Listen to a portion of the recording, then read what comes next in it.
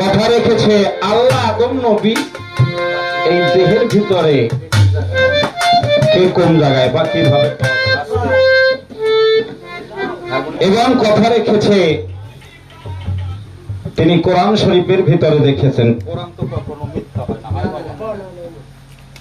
যে আমি মাটি বলেছি, মাটি ছাড়া আরো কোনো বস্তু আছে কিনা। আপনারা যদি আমার এই কথার জবাব দিতে বলেন বা মোটামুটি যতটুক জানি যেইভাবে বুঝেছি মীমাংসা দিতে বলেন তাহলে দিব।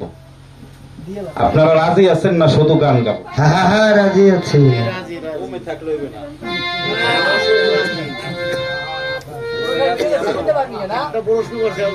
যদি আপনারা শুনতে চান তাহলে বলবো।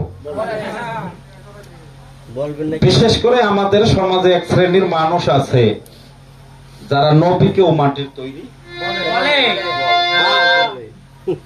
আসলে যেই ব্যক্তি বলে ওই ব্যক্তিও মাটির তৈরি না, যেই ব্যক্তি বলে উনি নিজেও মাটির তৈরি না। কেননা সে কোনদিন এই ভেদের কথা, তত্ত্ব কথা খুঁজতেই যায় নাই। তিনি জানে যে শুধু পিতা মাতা মিলন হয়েছে, মিলনের মাধ্যমে আমি মায়ের উদর থেকে এই পৃথিবীতে পদার্পণ করেছি। আমার আবুল বাবাজি একটা কথা বলে, সাধক মানুষ, যে পিতা মাতা মিলন করলেই এই বীজ ধারা তোমার চক্ষুপূর্ণ হয় না, এর ধারা একটা মানুষ পরিপূর্ণ হয় না। কেননা মায়ের উদরে ছিলাম, এই মায়ের উদরে তোমার এই চক্ষু দুইটা তৈরি করলো কি? শুধু বীজ দ্বারা চক্ষু হয় না। তুমি মায়ের উদরে ছিলা, তুমি যে কর্ণমূলে শোনো, এই সাউন্ড শোনার জন্য যে পর্দাটা সৃষ্টি করে দিয়েছে, এইটা বীর্য দ্বারা হয় না। মাতা পিতা শুধু একটা উসিলা মাত্র, ওখানে মালিক হলো নিজে এই দেহটা গড়ার কারিগর। তাহলে আপনি আমি যে সৃষ্টি হয়েছি, এইটা হয়েছে পিতা মাতার মিলনের মাধ্যমে। আদমকে বলা হয়েছে মাটি দ্বারা সৃষ্টি করেছে, কিন্তু কোরআন বলেছে মাটি না, আমি আগুন, পানি, বাতাস, মাটি, নূরে ছাপা পাঁচটি বস্তু একত্রিত। সূরা বাকারার ভিতরে বলা হয়েছে এই পাঁচটি বস্তু একত্রিত করে মন্থন করে একটা নির্যাস তৈরি করেছে। যেমন আপনি যদি পাটার উপরে পেঁয়াজ, রসুন, মরিচ, হলুদ একসাথে বাটে না মা বোনেরা? এই একসাথে বাটলে কোনটা হলুদ, কোনটা মরিচ, কোনটা পেঁয়াজ, কোনটা রসুন, এইটা বাইসা নিতে পারবেন? পারবেন না। তদ্রূপ আগুন, পানি, বাতাস, মাটি, নুনে ছাপা এই পাঁচটি বস্তুকে মৈথন করে আল্লাহ পাক একটা নির্যাস, একটি রস তৈরি করেছেন। সেই রসটা দ্বারা আপনাকে আমাকে এই পৃথিবীতে পদার্পণ করিয়েছে। এটা সূরা বাকারার ভিতরে বলা হয়েছে, আমার কথা না। এখন আসেন, আমার এই দেহের ভিতরে আল্লাহ, আদম এবং নবী কোন জায়গায় আছে? আল্লাহ কোরআনের ভিতরে বলেছে, একটা সূরার ভিতরে, লাকাত্তাকুম রাসূল মিনাল্লাহি ফুসিকুম, এই যে আপনার পাঁচ আনফাস, এই যে শ্বাস নিঃশ্বাস যাওয়া আসা করে, এই শ্বাস নিঃশ্বাসের যাওয়া আসা করার মাধ্যমে আপনার রাসূল আপনার ভিতর আসা যাওয়া করে, আর এই নবী আসা যাওয়া করে বিধেই আপনার মানব দেহটা চৈতন্য। তাহলে আপনার রাসূল আছে কোন জায়গায়?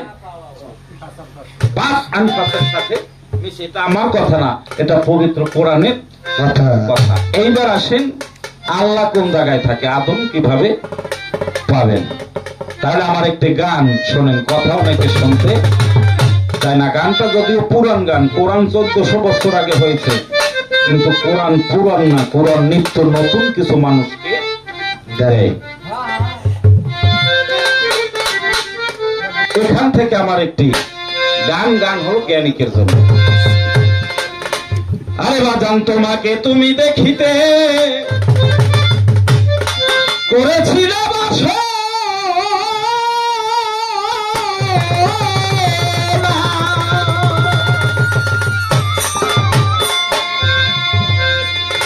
আরে তাই সেই বিশ্বরূপে এই এমকানেল ঠিকানা গো, এমকানেল ঠিকানা,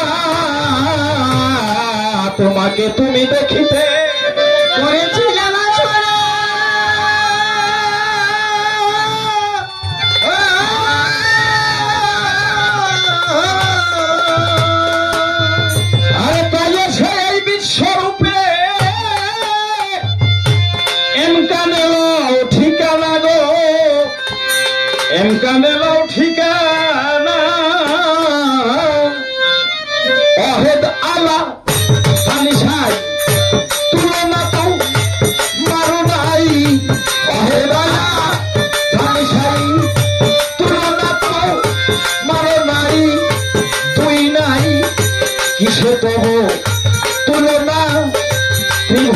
ত্রিভুবনে নাই তোমার তুলনা। এ বিশ্বপতি পালক, এ বিশ্বপতি পালক, তুমি দয়ার সাগর, ত্রিভুবনে নাই তোমার তুলনা। ত্রিভুবনে নাই তোমার তুলনা, ত্রিভুবনে নাই তোমার তুলনা, ত্রিভুবনে নাই তোমার তুলনা, ত্রিভুবনে নাই তোমার তুলনা। তোমার থাকিলে তুই দেখাইতে তাহারে,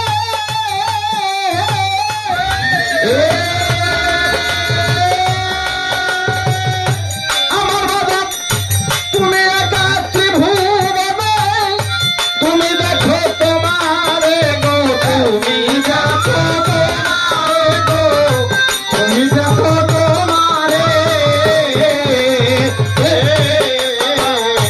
তোমার থাকিলে দুই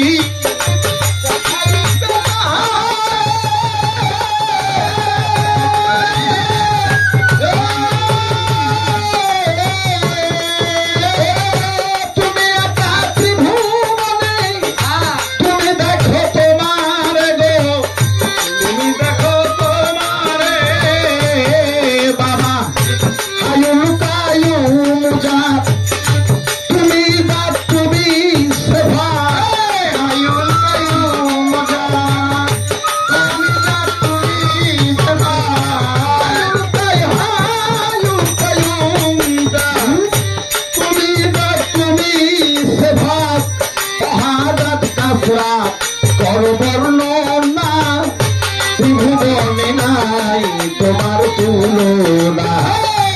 বিশ্বপতি পালক, হে বিশ্বপতি পালক, তুমি দয়ার সাগর, ত্রিভুবনে নাই তোমার তুলনা, ত্রিভুবনে নাই তোমার তুলনা, ত্রিভুবনে নাই তোমার তুলনা।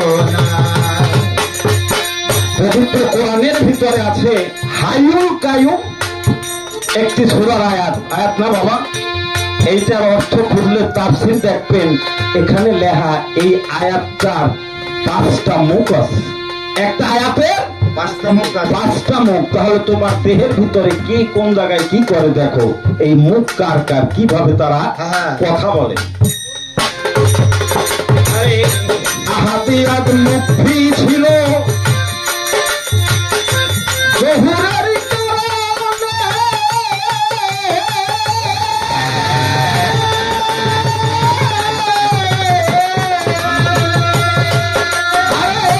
এলাম নূর শহুদত নিয়ে এলো কোরআনে গো, নিয়ে এলো কোরআনে গো, নিয়ে এলো কোরআনে।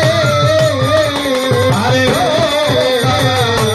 আহাদিয়াত মুক্তি ছিল জাহেরের কারণে,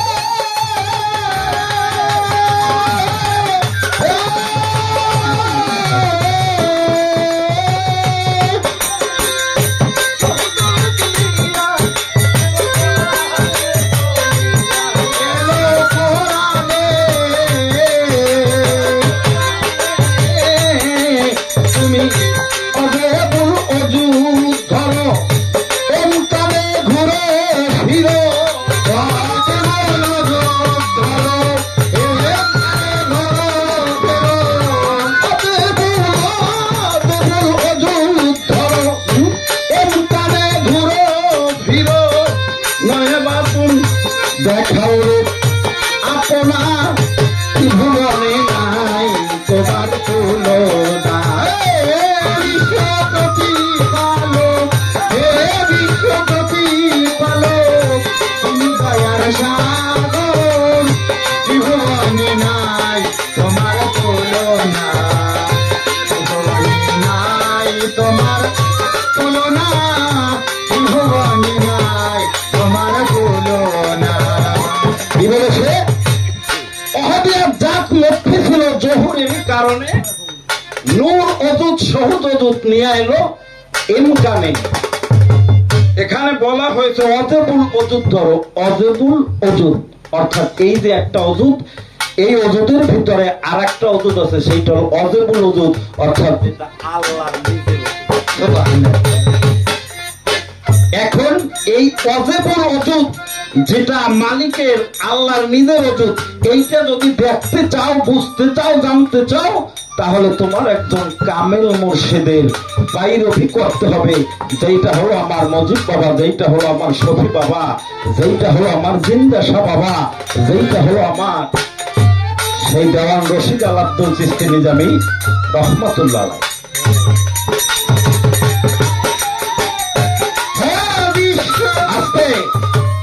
তারপর বলা হয়েছে কি অজেবুল অজুদ। এখন তোমার এই অজুদটা থেকে, এটা হলো ইমকান অজুদ, যেই দেহটা অপবিত্র, যেই দেহটা কাঁচা, কারণ তুমি তোমাকে চেনো না, তাই তুমি তোমার আল্লাহকে দেখো না। তুমি যদি তোমাকে চিন্তা, তাহলে তোমার আল্লাহকে তোমার দেখা হয়ে যাইতো। তাহলে আল্লাহ দেহে কোন জায়গায় থাকে? হ্যাঁ, একটা জায়গা আছে যেইটা অজেবুল অজুদ। তাহলে তুমি সেই জায়গাটা কোথায় খুঁজবা? খুঁজবা তুমি কোন জায়গায়? যেমন তুমি জসিম চান্দর বাড়ি, জসিমের বাড়ি কোথায়? চান্দর বাড়ি। যদি ঢাকা থেকে জিজ্ঞাসা করা হয় বলবে বরগুনা, বরগুনা থেকে যদি কেউ জিজ্ঞেস করে বলবে গরিচান্না, গরিচান্না থেকে যদি কেউ জিজ্ঞেস করে বলবে চান্দর বাড়ি, চান্দার বাড়ি গিয়ে যদি জিজ্ঞেস করে বলবে বাড়ির ভিতরে, বাড়ির ভিতরে যাই দুইটা ঘর, দুইটা ঘরেই জসিম থাকে না, থাকে না। তাহলে যেই একটা ঘরে থাকে, একটা ঘরের ভিতরে যাইয়া আজ্ঞা দিয়ে যদি জিজ্ঞেস করে যে জসিম ভাই ঘরে আছেন, জসিম সারা ঘরের ভিতরে থাকে না, সে জসিম থাকে একাকিত্ব ভাবে একটা জায়গায়। সেই জায়গাটা চকি হোক, খাট হোক, সেটা 3.5 হাত হোক আর 4 হাত হোক, একটা জায়গায় জসিম থাকে, অথবা একটা চেয়ারের উপরে থাকে বসা। রাত দিনে রাত্রে একটা জায়গায় শোয়া থাকে। টোটাল ঘর মিলাইয়াও জসিম থাকে না। চন্দ্র পাল্লা মানব দেহের ভিতরে থাকে, কিন্তু সব জায়গায় থাকে না, থাকে একটা জায়গায়। কোন জায়গায়? অজেবুল অজুদ। তোমার কাল্ব নামে একটা জায়গা আছে, পবিত্র কোরআন শরীফে বলা হয়েছে তোমার দেহটা পরিপূর্ণ অপবিত্র হইতে পারে, কিন্তু দেহের ভিতরে একটা বস্তু আছে যা সারা জীবনে কোনোদিন অপবিত্র হয় না। সেই দেহটা হইল, এই দেহের ভিতরে যে কাল্ব নামের বস্তুটা, ওইটা অপবিত্র হয় না, ওইটা অপবিত্র হয় না, পবিত্র থাকে। কিন্তু দেহটা কাল্বের ভিতরে পাশে যে জায়গাগুলো, এই পাশের জায়গাটা হলো আজাজিলের দখলে। তাই তোমার আজাজিলের যে পর্দাটা আছে, এইটা তোমার মুর্শিদের হিসাব নিকাশ নিয়া তার একটা ইসমে আজম, তোমাকে একটা ইসমে আজম দিবে, একটা নাম দিবে। সেই নামটা জপনা কইরা তুমি কাল্বের পাশের যে আধারটা, ওই আধারটা যদি কাইটা ওখানে ছেদন করে ওখানে আঘাত করতে পারো, সেদিন তোমার দেহ ইমকান অজুদ আর অজেবুল অজুদ, এই দুইটা অজুদ এক অজুদ হয়ে যাবে। তখন তোমার আর আল্লাহ দেখার বাকি থাকবে না, থাকবে না। তাই বলেছে তোমাকে তুমি দেখো, তোমাকে তুমি দেখো, তোমাকে তুমি চেনো, অজেবুল অজুদ ধরো, নাই তাতে তুলো, জীবনে নাই কোনো তুলনা, জীবনে নাই তোমার তুলনা, জীবনে নাই তোমার তুলনা। বিশ্বপতি পালক, হে বিশ্বপতি পালক, তুমি দয়ার সাগর, জীবনে নাই তোমার তুলনা, জীবনে নাই তোমার তুলনা, জীবনে নাই তোমার তুলনা। আদি অন্ত গুপ্ত ব্যক্ত তুমি চারি একসাথে,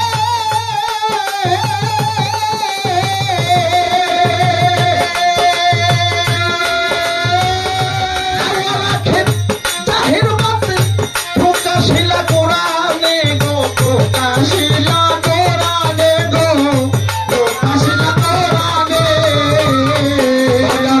সর্বসিদে তুমি ঘেরা, কিছু নাই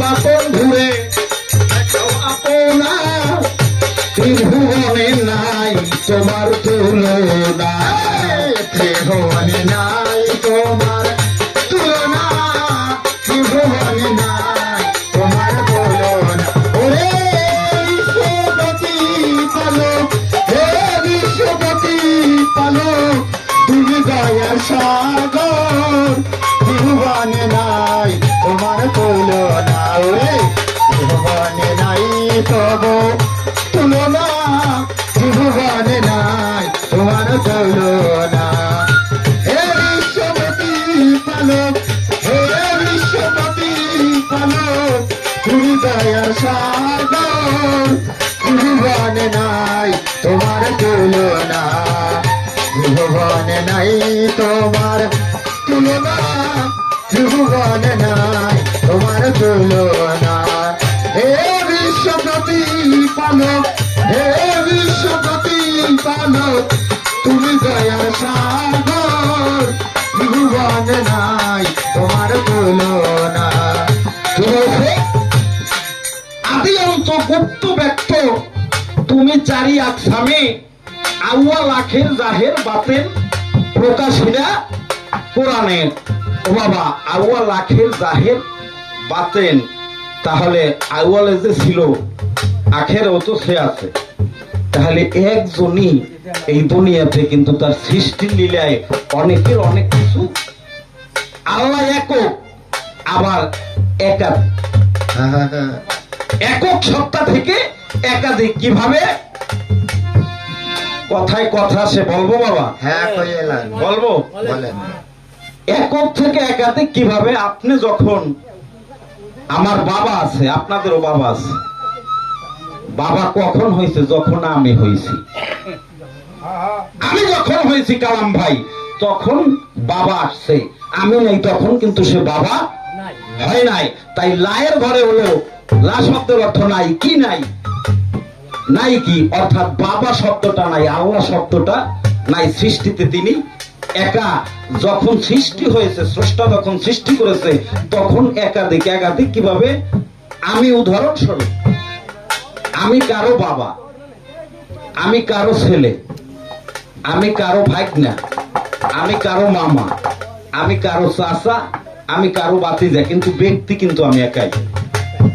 কথাটা বুঝতে পারছেন? হ্যাঁ হ্যাঁ আমি কারো ছেলে, আবার আমি কারো বাবা, আমি কারো ভাগ্না, আমি কারো মামা, আমি কারো চাচা, আমি কারো ভাতিজা, আমি কারো নাতি, আবার আমি কারো নানা। তাহলে আমি একা ব্যক্তি, কিন্তু অনেক কিছুই এই ধরাধামে। এখানে একক আবার একাধিক। তাহলে যে এই অজেবুল অজুদটাকে ইমকান অজুদের সাথে একত্রিত করতে পেরেছে, তার জন্য খোদা দূরে নিজেই আইনাল হকের মতো আল্লাহ হয়ে গেছে। তাই বলেছে হায়ুনার আলিমুন মুরিদুনার মুদিরু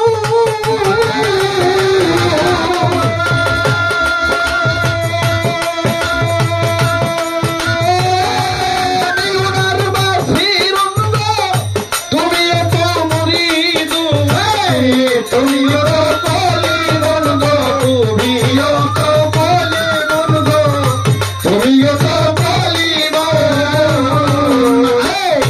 তুমি বলো, তুমি শোনো, তোমাকে তুমি চেনো, তুমি বলো তুমি শোনো তুমি বলো তুমি শোনো তুমি বলো, তুমি শোনো, তোমাকে তুমি চেনো। জওয়ান রশিদ বলে আপন সিন জিহুয়া